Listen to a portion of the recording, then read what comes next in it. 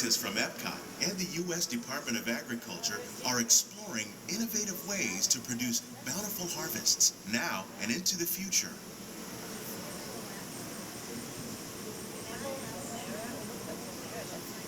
The tropics are home to the greatest diversity of plants on the planet.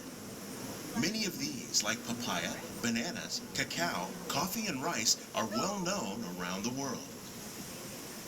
These are just a few of the edible plants that have been an important source of nutrition for people living in the tropics. Many are rich in vitamins and minerals, while others are well adapted to growing in less than ideal conditions. Some, like the water lily, thrive in wet, swampy areas and waterways.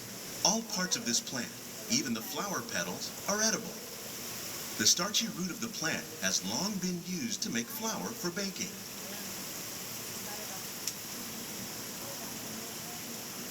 One day, many of these lesser-known tropical plants may be as important as the bananas growing on both sides of the boat.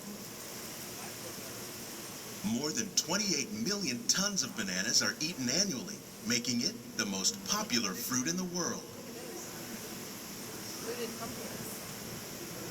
That's crazy.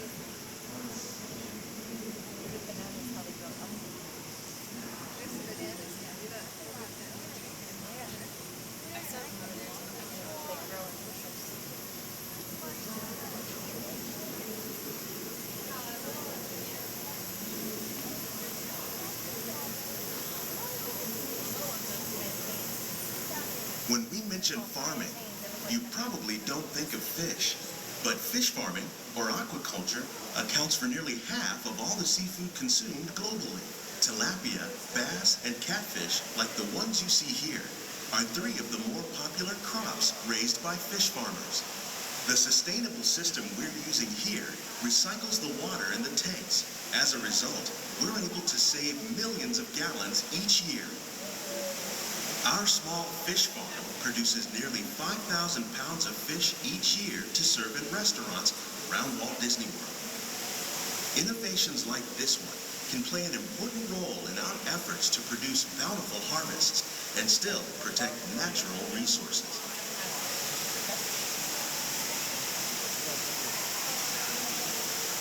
Staring at us like, please help us get out of here.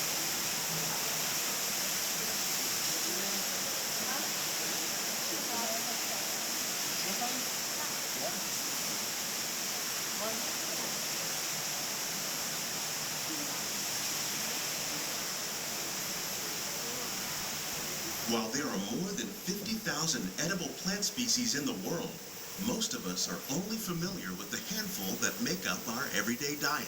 The common grains growing here, wheat, maize, sorghum, and millet, plus rice, account for nearly 2/3 of our global food consumption.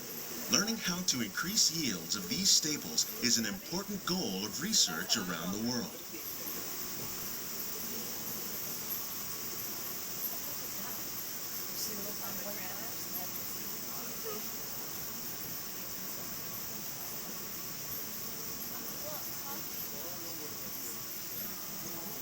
These plants are definitely on their way up.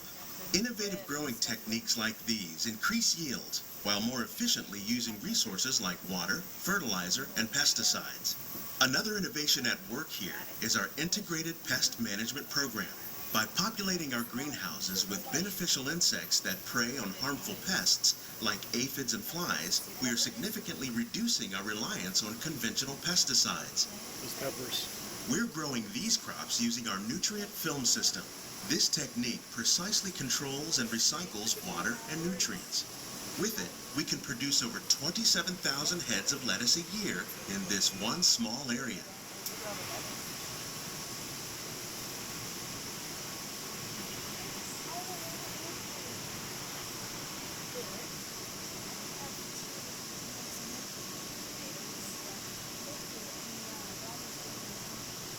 Some of our best ideas have been inspired by nature, like these fruit and vegetable trees.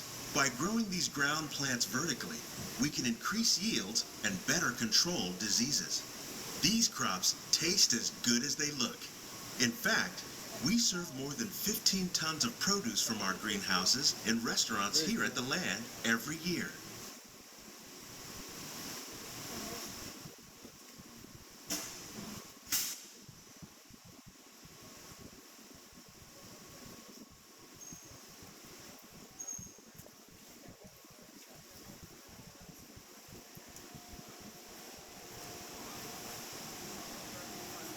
The future of agriculture may include innovative ideas like this vertical growing system.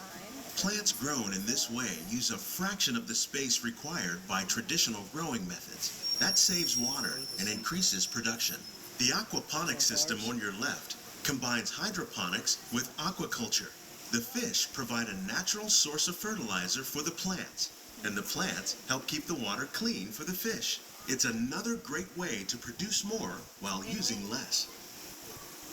In our lab, Epcot scientists are working with the U.S. Department of Agriculture on a number of innovative projects.